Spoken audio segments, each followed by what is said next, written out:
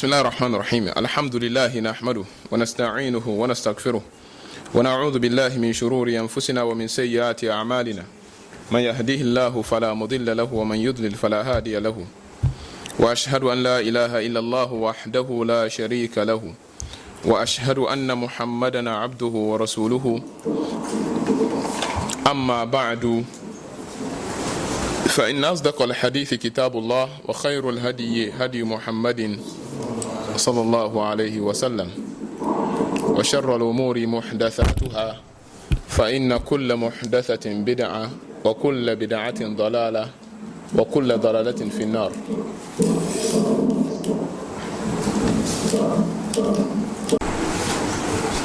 وانا بك نيجي باونو نيجي sorry panyono 8th night of Ramadan. What you be niji pauno niji 7th day of Ramadan. What botek beke niji panyo mi niji on the 8th night of Ramadan 1442 years Hijriya. If we pepe Jambia calendar alo the Gregorian calendar mene 19th mene 19 hey bien ya again I look at Ramadan and Jeff 1 week go okay mene 19th of April 2021 inshallah masala chini mo ba chawo ni kasimo ne nuwa kasio ke jawo ne mi ne natural ke isaadul bariya fi sirati nabawiyya li الشيخ محمود خالد الجهني حفظه الله تعالى.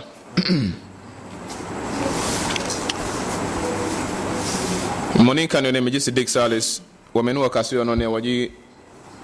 nikaselo niyo makaranta Darus Sunna niyo Teshi Camp 2 Accra Ghana. وشهيني مالك ولما بلغ 8 سنوات توفي جده عبد المطلب وكفله عمه أبو طالب. يعني follow مشان يبغى follow بيانه. She just initiate page 31. مالك ولما بلغ 8 سنوات بنا النبي صلى الله وكاك بني إمامي إنا 6 years إمامي بويشله يا أبوا بمني إتي أصلا نين وكان الجمع بني إتي إسلام وكنبيه. أوكي بأوا كان كجمع ولما بلغ 6 سنوات ماتت أمه بالأبواء بمننا أفي إقبا نجي 6 years نيمامي بو ye akuchu kuna choja make abwa baina makkah wal madina between makkah ka madina akuchu alo mankoniyo between makkah ka madina fakafalahu jadduhu abdul muttalib ni niji abdul muttalib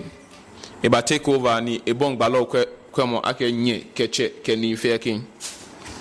aradat aminatu bint wahab niji dito sene aradat aminatu bint wahab an تزير رسول الله صلى الله عليه وسلم أخواله من بني عدي بن نجار عدي بن نجار. إمامي أمينة إفيا كشين بالون يا بنا في نياسلا إوفامي ni ameyo shikon kuna acho naka ame be nini pawe kumai ni ye passe ekele acho ipa passe ni ameji banu Adi bin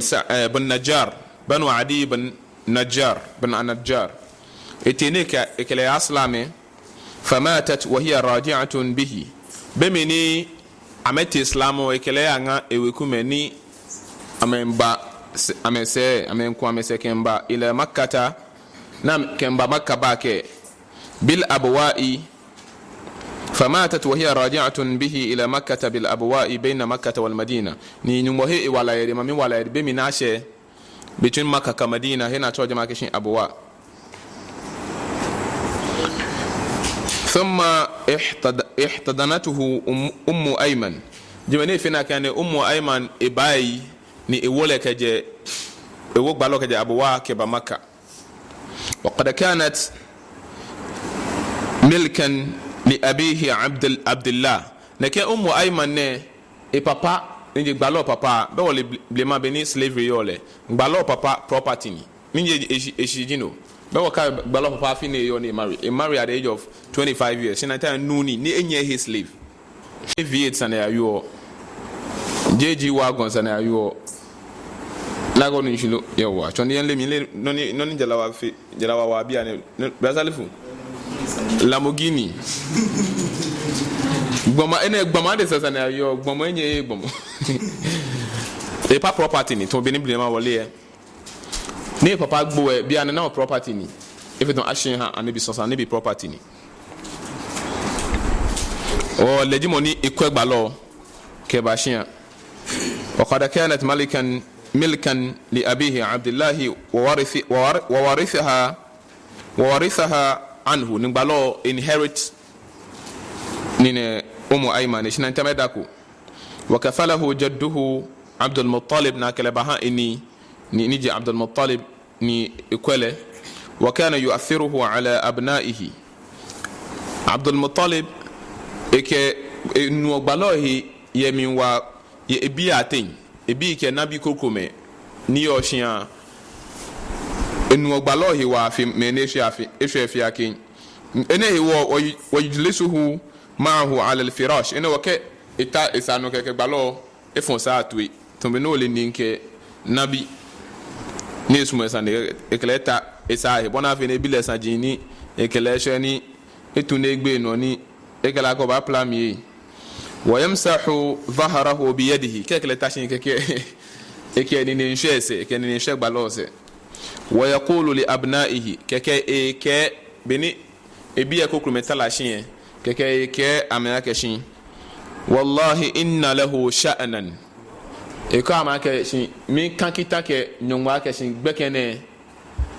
noko ye ehini nyongbo kele baachu a purpose, a unique purpose. Sallallahu alayhi wa sallam.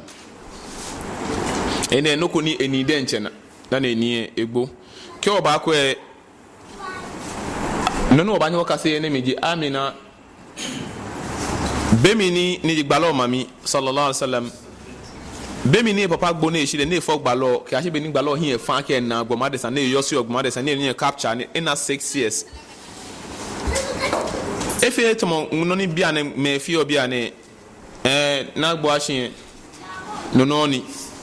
gbeken den cho smoni ya na e mola ke bawo no ya lo ochese egbe bawo no ya sla owekume je doja le yomi ni ese. On the other hand ene hu nga woni ake boyo hu keji oya pe nu nko e kumo ese ojogba ake mene ani ale no ke nu egbo na eshimie ewekume anambanya mefe ewekume papalu wofa mambanya fe wofa me papalu na wonu nshilo je aka ba kwele Facebook e lo le ne hin alo bicycle ko ne hin ala tale ne ewu kiko ke fi before a nice guy ni no aka abishi kaka abishi ke ato mo ko e masalachi e mi no mo ko e masalachi ake eweku na banye shi na ba fi gbana aka gbena no ate ni wekume hu ama me ko shi aka shi nu ne ngbeje no ne je teno bon ke wofa jibo e bon fi mo wofa papa so bi no ba na ye hin aji wofa me wekume ni amina e atoe weku ne ya gban ajije weku papa ni nku e ni amekele hin shi no ojogba nku e ko be ten shan gege bilen ya ni ikele acho ame ewa obon ka wofa jibo e ko fi wofa papa bo yu enko ya shian kuma ke shian no ya shian ni ko mene owule shinbo e fagbe shi boju egbo shi boju oshina ko bene hilaba moleke tashi ne nyen no ko efie ani weku no ya ahimie weku na banya kwa bo weku na banya ka bo yin shojogba ne no ko na kwa ehun jino menje akwa se ta flash me le weku na men ba yin shi nu ni ka ba yin shi o ke nu ehin le no ni je na ga fio ma shinu mo ولما بلغ صلى الله عليه وسلم 8 سنوات توفي جده عبد المطلب وكفله عمه أبو طالب بمنينا 8 years هو e papa egbo e mami egbo ne ni ehun gbo bemina 8 years صلى الله عليه وسلم nyumo jimo fiamo e gbaloyi e weku me fen kini kwele nyumo jimo fiamo e jeme bona fi ni gbaloyi le benake balo kaya ke si moko ye ni ke ko ehin e ko ese moko be bona fe ne ke mo ke ili fia ke ka se ku ke moko me ke fe wo nyumbo mi be pi ke nyumbo njie me yo nyumbo ha no lose me ku me alo ni bi ku me je aka nyumbo so mo sanini nyumbo nto ne sho kele ku me to pe ene wo be mi ni ake Sheikhul Islam Ibn Taymiyyah ya o prisoner rahimahullah ta'ala ege wo kanye kemi ya ni ne students ate ma cha me malami kanye kemi ya wo manche mate ma wa menga kanye kame nye ka prison hu anye save me light bill alo jena kai de wo me je ni me kuma ya ju me kuma egbe me ni bi masha Allah de me pay light bill ene wiemo nke ni ne wo mene wiemo wo je me beni le wiele ha nke wo mene wiemo wo je nye save me light bill water bill ni ne tunyomo nye save me fe ke nyimo dromo na nye save me free nye ha me free access to mena ka me yin pata ni ha me wala kaje na ho e ga alhamdulillah akame we ko ni mena because e she ko akale wo ma te don na me kele awo dungeon di uta to le de ka ka bo o ko meto perfect mo aje bo kaje no fiano mi ne ga ho nye je me kaje gbama de san ka jenne ke mo fia mo te nye ke me ba Allah subhanahu wa ta'ala ko meto pe ke te shi man ke kele ko meto ben ba sani bia na mo go ben ba bi le sani don ka te shi le bia ke bon ni ma mo go ben ba ti le gbe don bia ne ni agma na agma owo le ifin ameni abane fefe ne ba gbo ni amemo a student senior student on ke agbe ya kala ha wole tuna kala tuna fon le ye ni Ibn Taymiyyah yo ni modromo na le oni ni ache no ni Ibn Taymiyyah ngma no o da ni Ibn Taymiyyah gbo o warithahu ni inherit le kai ona ke bebia ke mo ko fila ke le wa de jomo na efe bo no ko na tu ya nyumbo no modern tento purpose ko ne ke ase je me dwemo no yo ba je no agenda onu shi nyumba je dwemo e ona na afia na meka ameka ni ne Ibn Qayyim ya gbe Ibn Qayyim mo ne fan gbe ne te Makkah ne afi hajj eshi Sham eshi Damascus Sham eshi ngbe eshi papa makaranta Al-Jawzi ete Makkah ya afi hajj ne ye ka wolukume ya ega wolukume ya ne te ni fe eni ne tawaf etan e bole Kaaba te fe no ni sanefe ne ta cheke ya Zamzam enu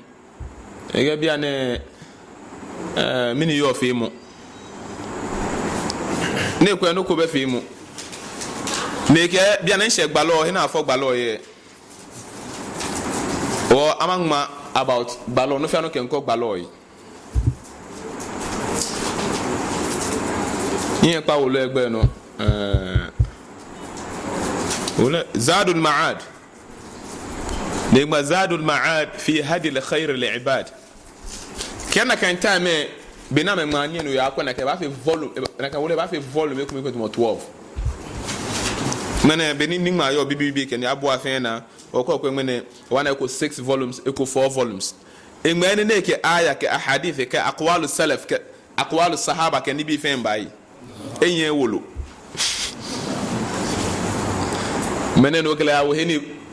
teacher yo Sheikhul Islam yo na ngma ni bi ke bolivia ka ko ke ba ko ne ba sha ke ngbe ke picture ba sha me ke ba tashi ni danye jele na onu jilo na mo je mo fia mo egba lo e bana afeni le be na ke yin fon nyumo no na onu jilo papa me eni ne follow na me hin ka hye ke ebi da ke hye ko ke je sele fa atin ke ebi da ke hye ko ke ejele ke hye ke je mamiti papa te ka kala me na to la ke board ya ka kala ha malami je mo ne ba kala ba fa mi malami ne ba to le hifz ba to le qur'ani ke sunna ne ba to le tarbiya suban ke jimba o ke fa me na kala ya fa me no ko e wajena ayo ken mi no ni nje fa me because akrowa je ko me na kan ka wo gbe ke ha malami be ke te sile bi wallahi a whole week efe aya ko me bi dan ba kasa aya ko me pude nje wa le ba shifufu ha malami bi le ba fonu ha me le ba fe neke le ba fe neke ba foni ai e ba ngom me ba in slavery ni oje no ko nchon malami ne ba chosele leden che malami ko ba ne bina ko na kan tele we bi le kan another malami asmo ni gbe kan hin o sha ne le bina kan hin o fon mami ke papa no ene wa ke na atwa me ni papa ilmu salafiyya na atwa me na kan no wo pio bana me ka wo kan am biography am tarjama pio bana me hifz Quran at the age of 7 years hifz Quran at the age of 8 years 10 years 12 years yona tame mommy go beji me mommy ni ne mauni we ba mommy hule nye ku ebile ana ga ha mala mi no ku wa gboda do wa ga moko mala mi ake se ni etobo ni o maintain back ba te se wo den che ba che yo yin o afiona ke bona afi no le bena ke anyo she o non blema bi apie ko wa ko ame by the age of 15 years 16 years 17 years eton nu like eton nu ele where about ele no fiano Imam al-Bukhari rahimahullah ta'ala be mi na age of 18 years na ashile imam te ashile ake imam la ke eton nu dan eje gbe ke bi awole ke hamala fu ya hu ne akele ya imam sha ni ne ta da te Ahmad bin Hanbal di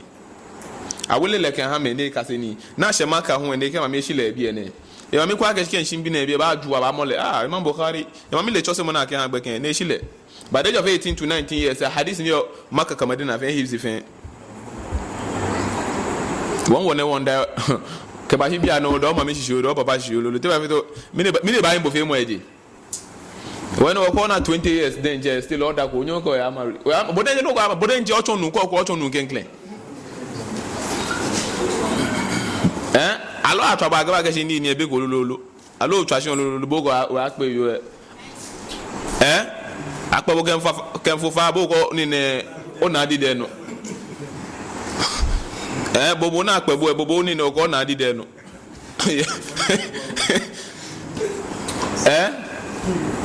atele ni ne maken pe bo mo ojechi mine oje hinji wo nwasa hawo wana bi sosana 6 years agbo ase dan imam ba agbo mami de nchemo economy nta mami e agbo nta na efo ebele na ke mbi magbo ma shibo nigba lo be lewe ya ro mami bo le bi na me actor film na kai mami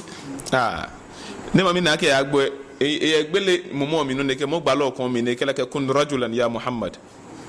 fi monu Muhammad 6 years be kan ke fi monu ko ba shi gbe ne han bo ko mi fi mami daddy wa yefi o mwasa hawo no ana nabi sallallahu alaihi wasallam bene be won kan again ba yen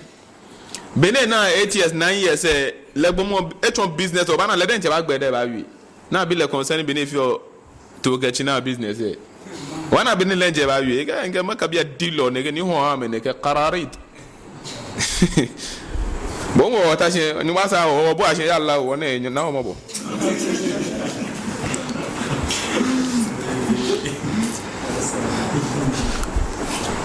وقال أبو طالب بحق ابن أخيه صلى الله عليه وسلم على أكمل وجه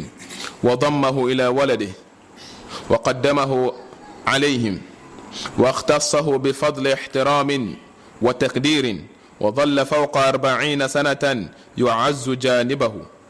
ويبسط عليه حمايته ويصادق ويخاصم من أجله. أبو طالب نجي وفا كهان النبي صلى الله عليه وسلم نبي وفا نجي ابو طالب ناك غبالو يهاله نوفيا نونيسا حق فين نيسا نيك ها غبالو كغبالو بوشي نيا شي هاله جو نوفيا نيسا تشوسو نيسا نيك هاله جو كنوفيا نو هاله بونيسا على اكمل وجه in its perfect way in its perfect benisa ni akwegbe ken ha na ke nofia nisa ya hale e ha ne be ken yi ni ne e complain no ko yi وضمه الى ولده نكله futu lenche bi e separate ile ka shi fufu ye han ni le ya igari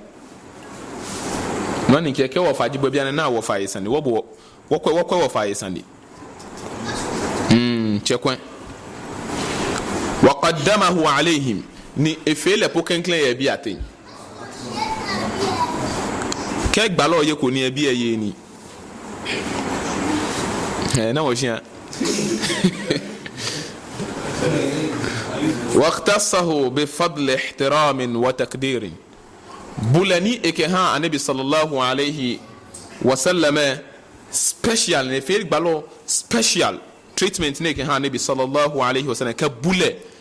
نكها أنوسا ناشين أكبواشين له أوفن أكبواشين له وظل فوق 40 سنة يعز جانبه أهون كاشك بالو باي 40 years still ni Abu Talib a protect le a hale guidance bonisa because na kan 40 years bia ne onofia no ehye sano onofia no ehye na kan time bo obon society back hamu de 40 years ago fi mo lolo aga ga sadaka go ba shi ana ga ba masala che ne banyi jama ne 40 years naja lo 40 years lo enye naja lo enye na ko mo ba ne fene ne wo mo ga te ja kai ni wa sa hawo ya Allah wane ya Allah al umma ne kai wa yabsutu alayhi himayatahu still like protection hagbaloyi ويصادق إجانو كله يقبله ويخاصم نكمة بيو من أجله يقبله كو بنيو بابو طالب هنا وكلا يقبله يقوم كنوكو فك أمالني ناوني شلو ويقبله يعمل مكو يقبله يجمعكو أمالني يخاصم من أجله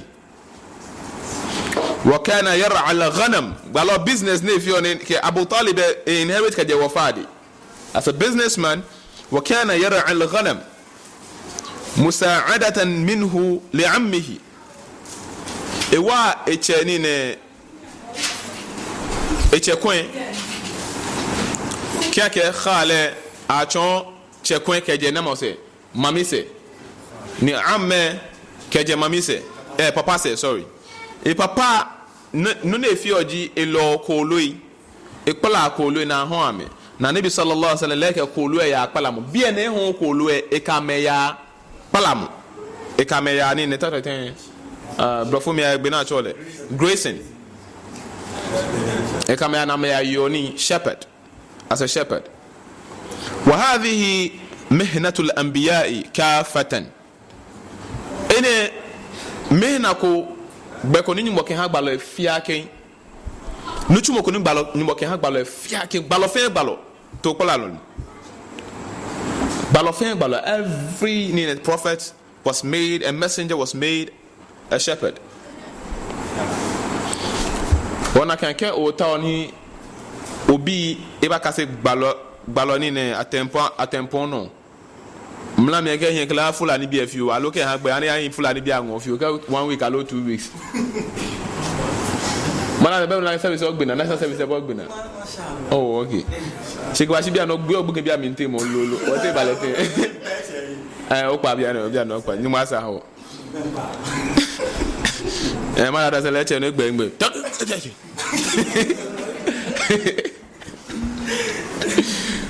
wasa ho balafia anu chumoni ke ehani boche kumo echosi obo trishito ya deboy kumo ko lo meni adebo ni amenu owiemo bohu onu amewiemo ka me yonu sika me behe wale onu ohi no ahu onahi la ni gba amena no olehni ni nejo inspiration na job na o achi oba ko ni ko okay to here dey no te school no ya kase ni ko ga to hin we ya wona ke na ne ku ka ato choko ka ke choki na ne bi ka fin le ke wona no ya mi no inshallah ba hin no surgery jino onu ishi o ba na ko ka me ya o ka me ya ke ko me gba ne ken to ko me gba ne ken ke ona no ko na ni ne ko ni inspiration ko ni mene menyu e wa ko ke amo mene keba be no graba no ko we chege yen bi ene la oni jilo se ona atu ye ne me fe no bu am no try ko ni okay ene gbona no ke mla le ni o ene dan wa ka shog ma de sante na gbono wa cho se gbema me no nu am na me nu wie mo be fe na me to o sho wa ko no ku ketwa mo bola no ko lo da o bo ko lo e ji gbema de san o mala ko ana mala ko ne be cho se mo wa na le ne ke cho makanta be kan bi ani e be mo julo ji no e mo ko lo e ji no wana mala ke fi box ye makranta la ke be e manu ma e cho se mo ji no ti gbe kan bo che le money yes le money e fe le noko e ke na ka mi fu e fe ni ka te wi aka she sele fe amegwa agbe ken sele fe fe ye shimala ene be no jogu to water flat am roba ya ku twem ye mo no yen ka pa makranta gbe ken no ya se na bo wo julo wo ni julo kun ba bi ene fu no ba wo jara bi na gba mula bi no je hwemu no bo fi ogidi ne ke o je ko bi ane no bi kan bi bio ba anye fo ne o phone ya o de julo ne a shele wi gbe kan bi bio ne egbe me ni nyuma lu ma me jele mi le ebe ne o fe mo fe no ne ba fe junu ba anye mo bo ne ka wana ka nye ni ne salatu ala nabi jin fe la ajo ke pa gbe kan fa to mo le di allah e bi istighfar ma sa hawo si mene ma chon na kan chose mo bo anabi sallallahu alaihi wasallam li qawlihi sallallahu alaihi wasallam anabi ne te wiene ke ma ba'atha allah nabiyyan illa ra'a al-ghanam e ke allah subhanahu wa ta'ala eti ni ne ta leten baloko ete baloko shi eche baloko dana kan balo afele akesin to kolalo la lo ko lo akolalo ni china ju to ju camel ju ko lo akolalo ni afiole na kan dan dana agbana chola akesin e ba ne ba ko gbema de sanu faqala ashabuhu jene sahaba bi akesin wa ant ni bohu ay bo anabi muhammad mo ko tumo bohu bo afi bo no kola ko lo yi faqala na'am e ke na kajibi ne yole kuntu ar'aha ala qararati li ahli makkah e ke na kajibi ne yole iho le ya dirham alo dirham ne tahlatan dinar mi ne cheshika qararit iho le ne ke prices ke ha makkah biye na woni shilo e jidi ke ya pala ha mene in yo skayedi o ke makpala to ha bo contract ni in yo skane ka ke makpala o to ha bo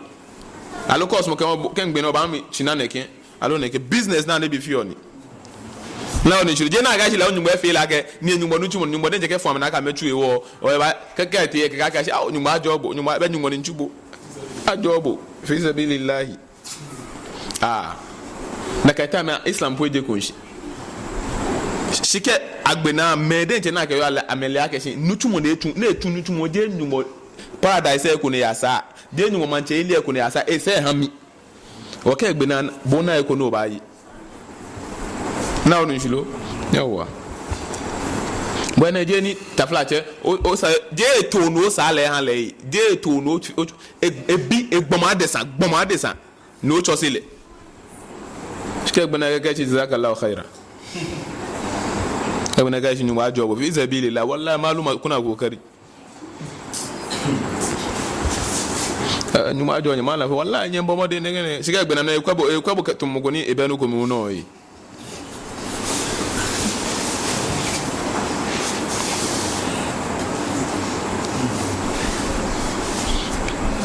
قراريت نقبلوك أكجمع قيراط وهو جزء من الدينار دينار نين كايند إكوني وقيل ما يكون كأكشي قراريط اسم موضع قرب جياد بمكة أكهيكوني نية مكة نية عجنا أيو أكقولوا يا نية لك نبي ويتوه شو أكشي إنقبلا كها مكة بي على قراريط لأهل مكة يا قراريط لأهل مكة شيء نين في فينوجي أم بيولي أم كدينار كبيولي ولما بلغ 12 خرج به عمه أبو طالب إلى الشام بأمنينا 8 12 بأمنينا 12 years ni papa ni echekwen ni wafa kelete Sham ikele fa gbekete Sham as a businessman na merchant ahe oni ke jo man ke ya bie ka ho eje ka he jeme ni bi unke ba bie ka ba ho eje me na ka bi na afiole wa kele akegbalon fangbeni ya ni lebeni elebeni ne ke businesses na yo le je ni ne so ba maka so ba ni o fe business eje me le ya lebeni ahe ona ho be na ahe ona ho falamma balagu busra bemina me sheikhu na tara kishin busra ra'ahu bahira arrahib ni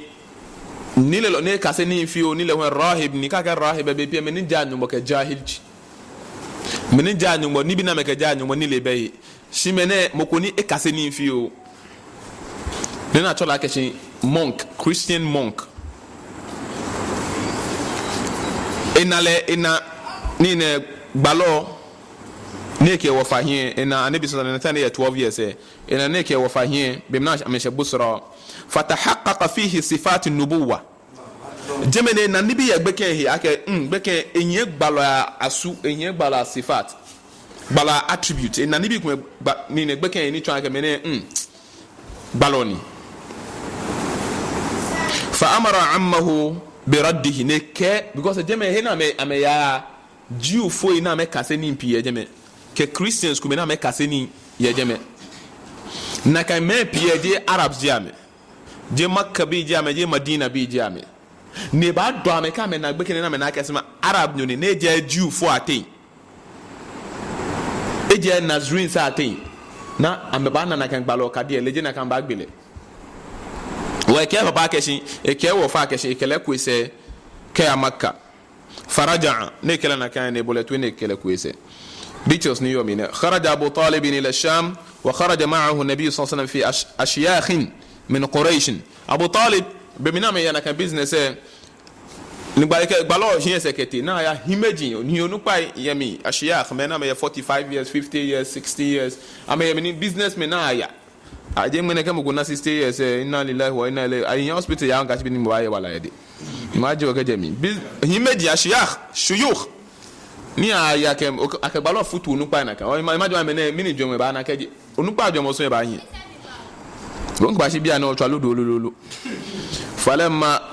ashrafu ala arrahib bi mini ameke rahib ekpe niji neke Christian monk ne osofo ne ekpe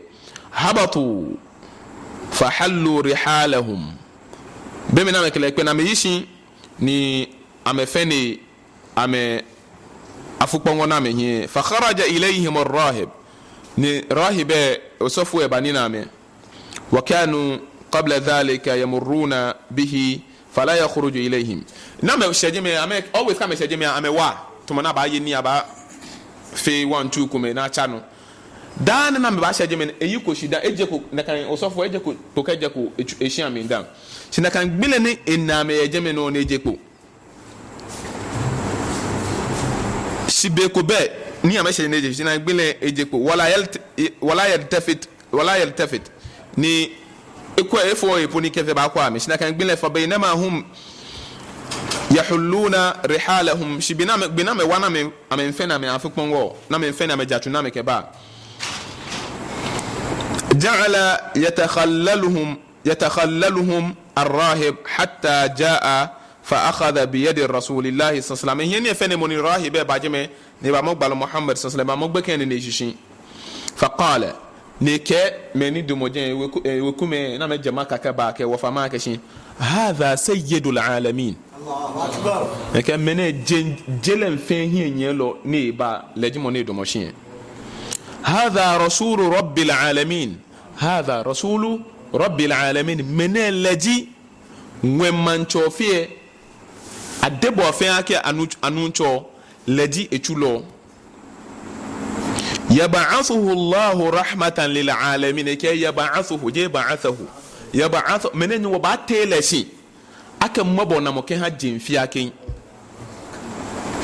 faqala lahu ashyakh min quraish ma ilmuk ni quraish nu pa himeje bi la kesin menen ni le o ke yu no ke yu minoli bo benu wa fa binu wa gele yo ke pone mino bo ko wa gbegen ye bo minoli منا موسى بيك نين هو نين رسول رب العالمين سيد العالمين من كن رحمة يبعثه الله رحمة للعالمين من ولي فقال ني كما كشيناتي إنكم حين أشرفتم من العقبة لم يبق شجر ولا حجر إلا خر ساجدا بمني نشي عقبة هكوني نيا بشيء توشيشي نيا بشيء هكوني باك بشيء eke na kanje be nye shaje me nimi kwanye kenje nshia mi eke chojio tejio noko bene so yaje me fe na kan egbe sha me fe sujud wala yasjudani ona chokete ho ame fe sujud illa li nabi balo ewo jame na gbalo na me fe sujud ke han nyombo chokete eke ame fe sujud ye mokomoko hewo kame na gbalo na me fe sujud na me ke ja nyombo وإني أعرفه بخاتم النبوة أعلى كتفه اليسرى نك بالو يلي سان من يكون نك أبكوه كوب يكون نك بينه بالو يلي سان كو يجمع مثل التفاح إفتم أبو سان إفتم أبو سان نك كأجمع رسول الله نك أبو نفتم أبو sign ni eye ni abeku ekono kake ni ne catful a'la noji kon bien ne no kembo ko here e ka ma ye jeme na kan ni ne sign ye jeme e to mo ni ne woto la ke nyongo ngan that birthmark e to na kan ye jeme bogo le jame ne ke gbe me ne data me ahlul kitab ya meji me na Christians ke Jews meji me na meli because at ba me na kan gbalo ye san ya me wojiami ثم رجع فصنع لهم طعاما اني وني كم بوتي لشيامي ني اهوني ني هامي فلما اتاهم به كان رسول الله صلى الله عليه وسلم في رعيه الابل بمني ني فلما اتاهم به بمني ام اك بالو با جمع نكان تامي كان رسول الله صلى الله عليه وسلم بمني اكام باتوي من امي ني نتا بالو صلى الله عليه وسلم كان رسول الله صلى الله عليه وسلم في رعية الإبل لأن كان تامي أفوكم وجه يجمعني نين نقاشي يكامل نيه يجمع لا بكم بيبيله نكو يكو كابيكو بنا أكو نتوه كافو مو كاي يجمع بابي إني قال الراهب أرسلوا إليه ني أصفوا كام أكش نتشوانا أشال كبا فأقبل رسول الله صلى الله عليه وسلم وعليه سحابة تذله ناتشونا أشال بالو كبا lena kan time osofu ye no fia no mi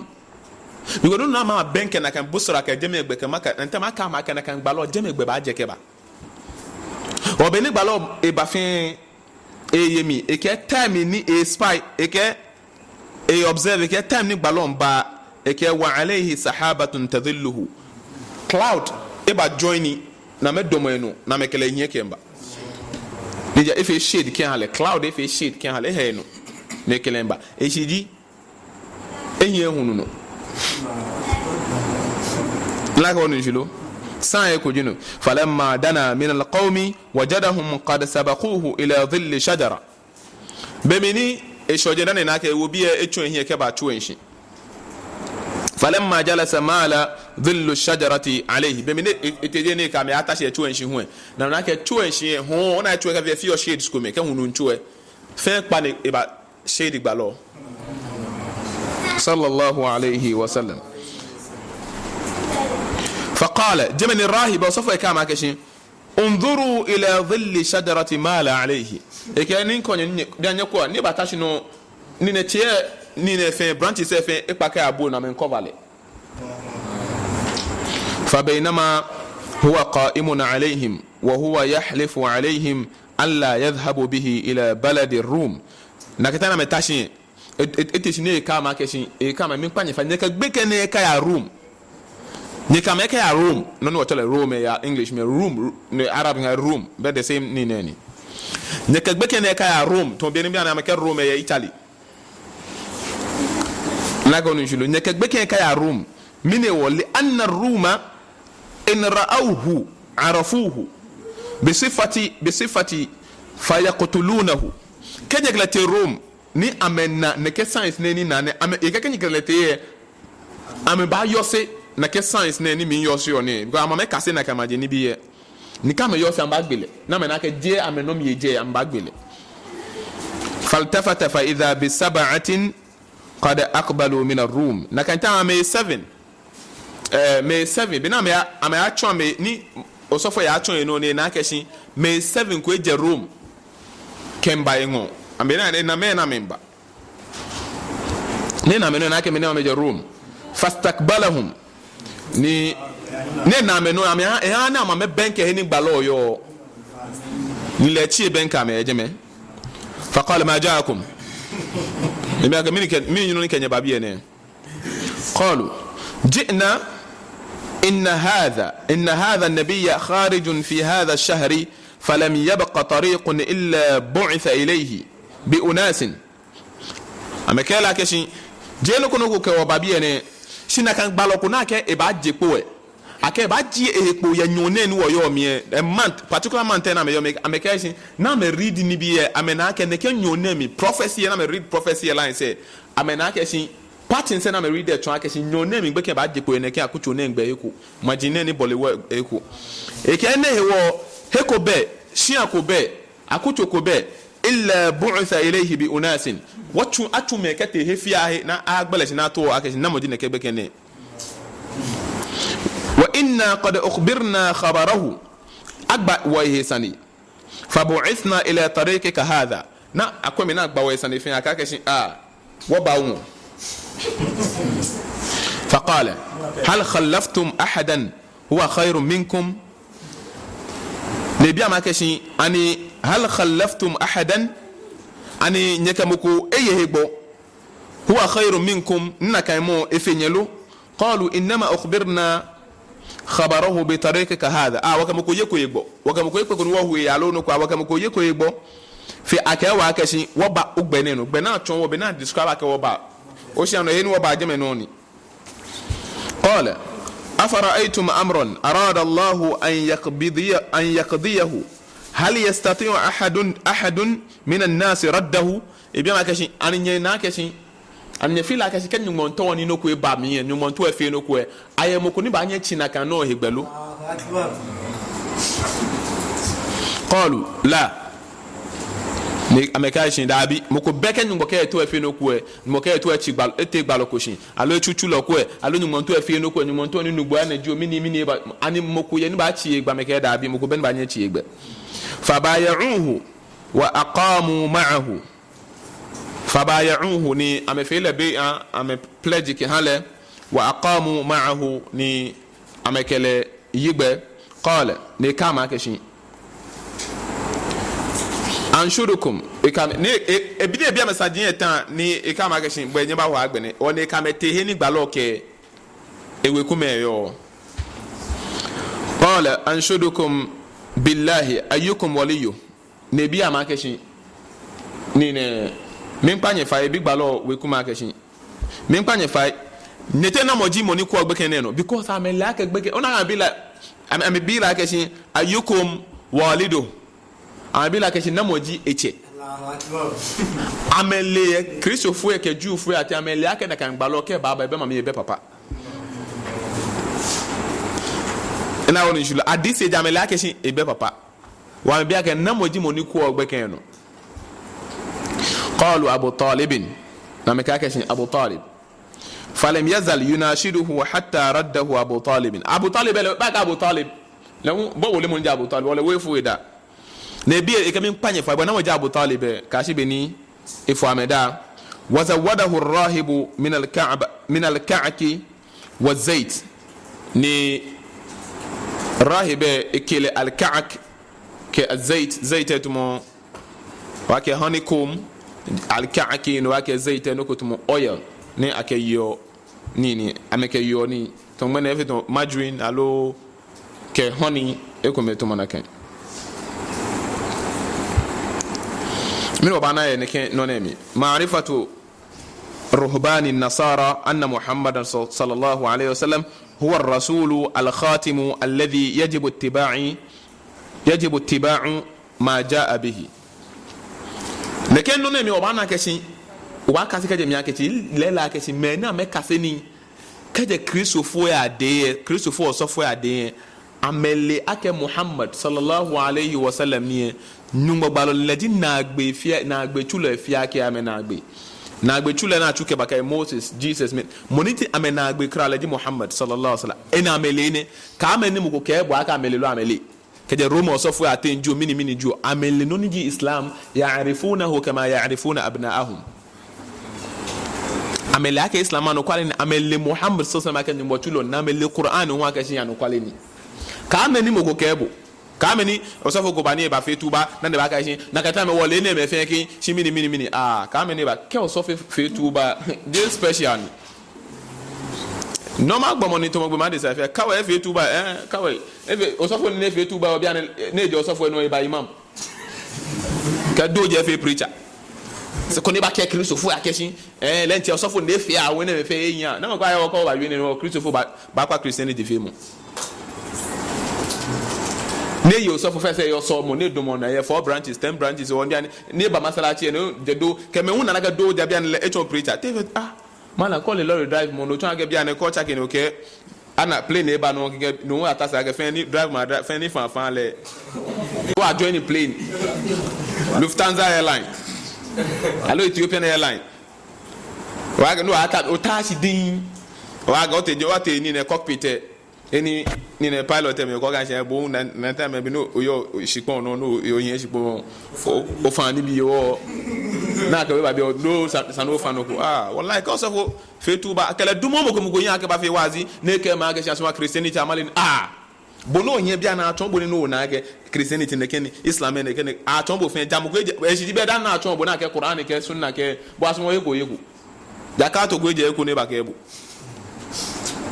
ni first am feel magic ni na feel first magic ni asma male ni o bo mo ko yin ala ga ba ka ebo ni second le ba fe waze mi ne gba fe waze de Quran ne gba fe waze de Bukhari de Muslim de Tirmidhi de Nasa'i de Abu Dawud de Musannaf de Ibn Abi Shayba awa ni Abdul Razzaq mi ne gba fe waze Genesis chapter mini Matthew chapter mini ka alwala ni yomi aloni ne Ramadan janaza ni yomi aloni ne tatole ten janaba mini yomi na ba chon tauhid alo shirka mini na ka go be Qur'an mi na wonu shilo na ka me be okay what about ne ba fe tuba nye ka se ba fe wazi ni ba chokri chofu akese ni amale ni neke ne akele pa fi ani fe wazi tan bi na ka egbe na after asere ga shi bi ani asma Islam temi ana ka amale ni no mi nya ba fe ben no sani Christopher he kama ko je Islam le we te ne ka she na asma Islam neke chila for the way Islam po shi bi ani pa ben no sana ha yi kaje mo keke jo jam ko min ke ba ne ba yu akese ne asma na ka jam amale no bi ana shi no that is the in the basis when it's an what here but san ke je Islam mo ko je Islam ni akema ka sha follow Islam shi bia na ekpa Islam no san ahia yi o ji Islam je he ni ne gatana je ntanya lo nkatanya na ke fi Islam la wonu julo je mene fese osafoni mene fese neke ni fese jiu fonyoni bia na fe tuba Allahu akbar je me kwa la ba fe sadaka hale aba fe ne ka ba he ne ka le bia mi ni me masalachi ami ahun san me gbo shan gbege bi ni sana pa me fees fe afi go yi ka gbe na ga gre te hajj monikle ya hajj ma mi bo ya go hajj e ga baba ya go hajj malam fu ya makaranta alo masalachi mi e ka me ya go hajj na me aka se manasikul hajji na me ba tun masalachi e se go so fu e ba ya hajj bona no so fu e ka Islam mi no e ba preach ni me ba do aka ko so fu jibo no ba Islam jo wallahi ko ba masalachi me normal jibo no ma benim no boba ke gboma de sa ke jibo alwala na tuna chombo abacho Abdul Salam ne ta shi juba abacho Abdul Salam ni amekabeta shi na chombo be na fi alwala na akabeta shi no fi ashhadu no ne sana na tui no kaga ashhadu aka ashhadu alla ilaha illa Allah raka Allah ta'ala Allahu de Allah fe da chombo wallahi fe da chombo papa osofo fe da chombo do na tui Islam je ni neni je don 360 don tete no agaba to ni le Islam wallahi no ni ma se Islam mi e ba ama me bo ase more than 10 years abu ashurulu akasolulu agbegoro fena ka tabligh bi àwọn metu na ko so fún no tabligh aya ko me ekura no ba kasi ka hadisi ko me ogbena tabligh ogbena ocho malam shehu amirul hisab injo nya aya nyeje ko nyenle no hadisi ni ya ayuha alladhina amanu hal adullukum ala tijaratin tujikum min brasan ko na bene shakuna hizo ko sura sa daga aya wa fe no wasa ko sura to safa ole ale so mi male don ni wajibi ni no na gafi wa tabligh no fe no ko ba kai yi esa tabligh mi le daga aya ya ayu alladhina amanu hal adullukum ala tijaratin tujikum min adhabin alim tu'minuna billahi wa tujahiduna fi sabilillahi bi amwalikum wa anfusikum dhalikum khairun lakum in kuntum ta'lamun bi amwalikum wa anfusikum enu arabi gun we shibine wa kai ga yo na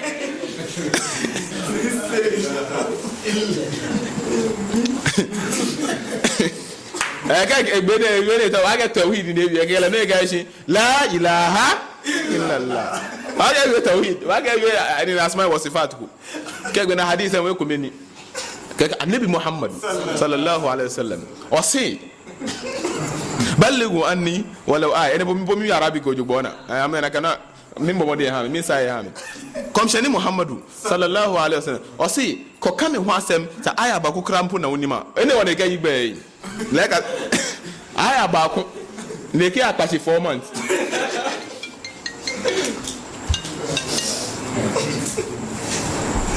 tabligh ni wasa ho wala hu na ka aya ka hadisi enyem no mia hu ka je be kan bi asito 15 years ka shi ni wasa 65 years alo 70 years ni e ba gbo no ne chef bi na desan no ne chef en desan ni moko na ga ya tabligh e ya knowledge wala na egbo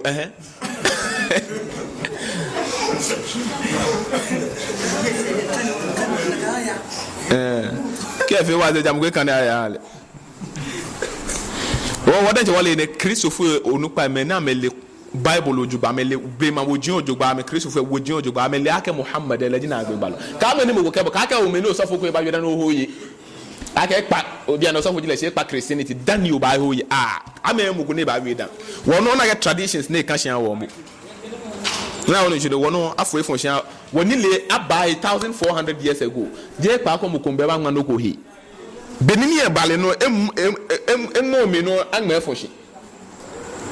oje mu go ne tai ko choke ko bia ne pa wo ka o me ne ba wi dan no ni je nyono azimuna adawati kuffar ahli alkitab li rasulina alazim sallallahu alayhi wa sallam tanwon la akeshi kuffar kafiri jiniyo ahli alkitab ni christians ke Jew fo ate christians ke Jew fo ke ato kuffar ni yo amete bia na ato meni ame kafirchiye amele anokwale na me kon amehia ake amele je meni hia me se piye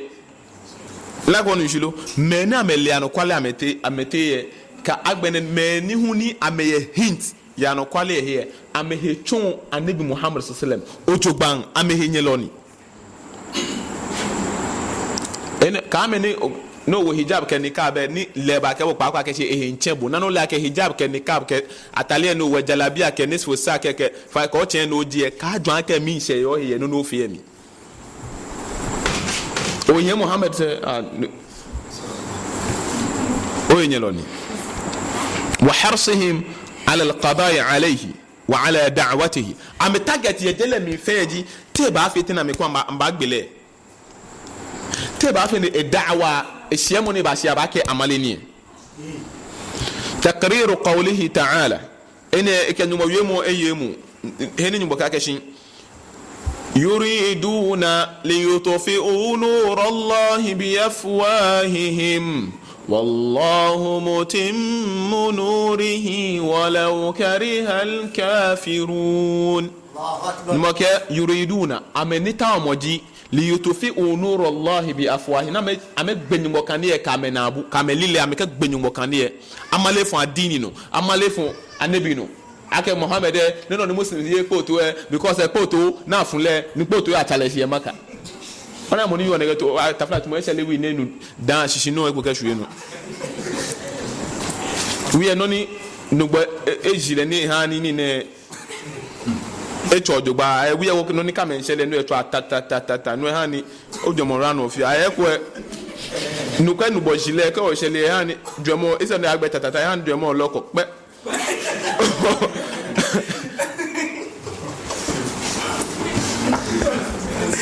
que play hoda mani play amine eni Jesus de koko be Nazareth ya Yesu efa gbekete ekoko ne ya na kpoto ejeme awon ni Makka Madina ame ekpoto mo dan Islam baba ye ekpoto mo ni kpoto be manu ona ato afo amale ewo agashi ni afunle ni kpoto ya challenge ni pelu eke ewe ne bona fe ne eke hani me eche Islam ni me eche Muhammad ake no ni e kpoto na kere wi eke no Muslims ye kpoto ene eke ona Muhammad le ne ba hunu e baja wona ni Muslims kuma me no na me face hunu e do ni bi mu wa ke ko dwom e poten ane dwom e ba shi ka okaji wo ja hunu e because wo face obi ene wo face or east eni hunu e jokeba o la ke je na hu e kata 3 beke ya kemba 6 e hunu e ba je wo se ya 9 ano na ga wo chon wo yi kem face jeme alo ke hunu atwa 1 e ba domo wo ente tuntu o na ga Muslims aso le ga me kan shan agbe na me face le just e we ne bona fe ni mi ake mi no ke Muslims am aso le ye domo se ni ye domo hie ona ga me bu ye kafiri la mo ko bene jio to mo yo se ga Muslims e bu ye biyo akesin ane bi ane ke enye lokumba enya lo me kwemba ihe na baba face gbe ma de san le yo e ba suma kesin e o hin alo ya se alo e o hin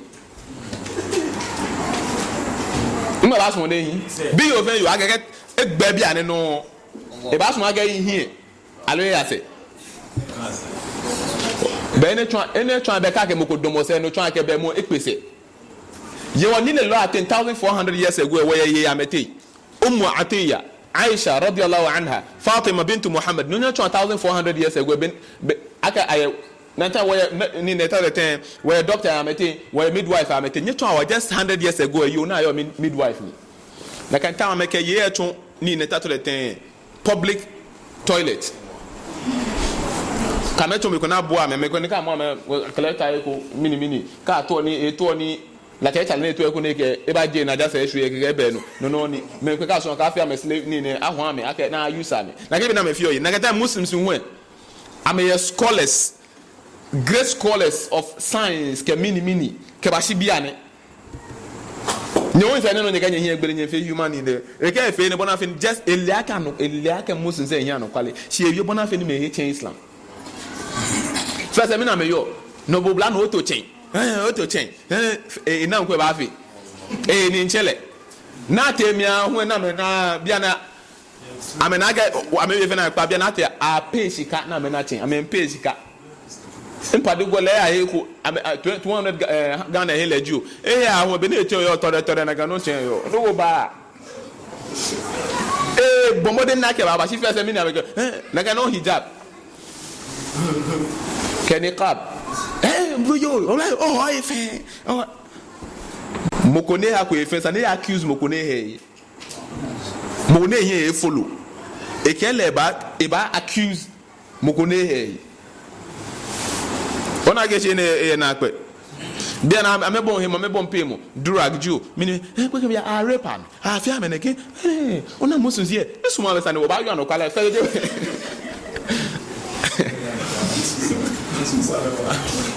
Imwamewa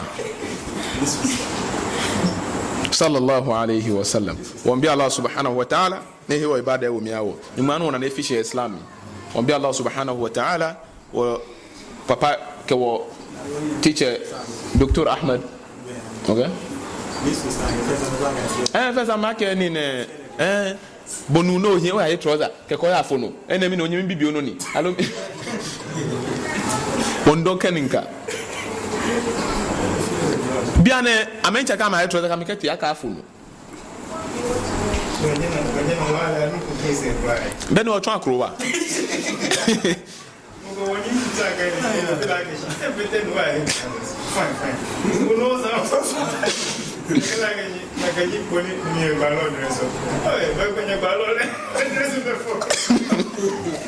subhanallah muslim mena je muslim ni mana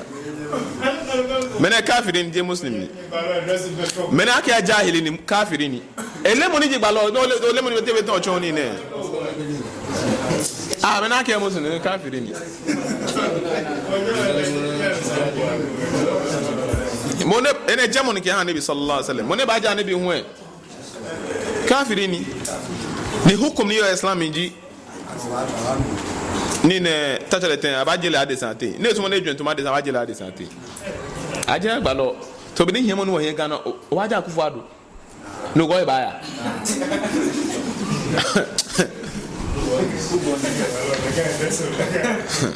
subhanakallahu wa bihamdika shar la ilaha illa anta nastaghfiruka wa natubu ilayk inshallah kan ma asma ba ta no shin beni sane yo leji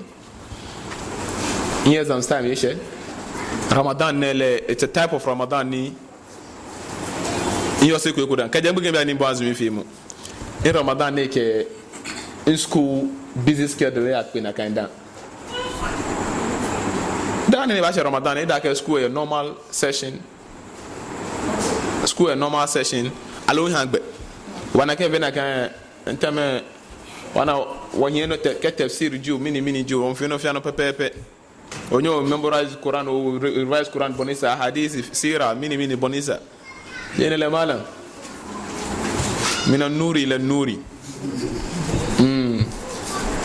mene mi pa nyanya tashin ya masala timi na ba so de magribe instead on tell ko kan Quran wala min ka statistics inshallah kan ma so Saturday no minje exams shi denche ngmanye interim assessment data bia na ehwe enyo mene ke ashi Wednesday ye kumbi ke jenke ya ye kumbi mi gbi ona no Saturday no exams ye o kan ma so mo ekole wo ba fi inshallah wo ba fi sira ko nezi wo ba fi ko se ekole ke mfa ton weekend ne be ni mfa dan ma ba ko to Monday ke Tuesday inshallah blah blah ngo o ko agbe na inshallah ena as nyumaka corona wallahi corona washibu anyumbo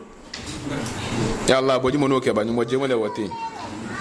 ko jile on gumare sen yo se ya ko jile ya Allah kema gumare sen ake sho o jile inshallah subhanaka Allah wa bihamdika ashhadu an la ilaha illa anta nastaghfiruka wa natubu ilayk wa ka le no ni bini nko nyana mi off ne ke no be shi no ne ba jinu inshallah ni magbena won ya azumi min tan ne shot mo 2 days na gba azumi na subhana rabbika rabbil izzati amma yasifun wa salamun ala al mursalin walhamdulillahi rabbil alamin.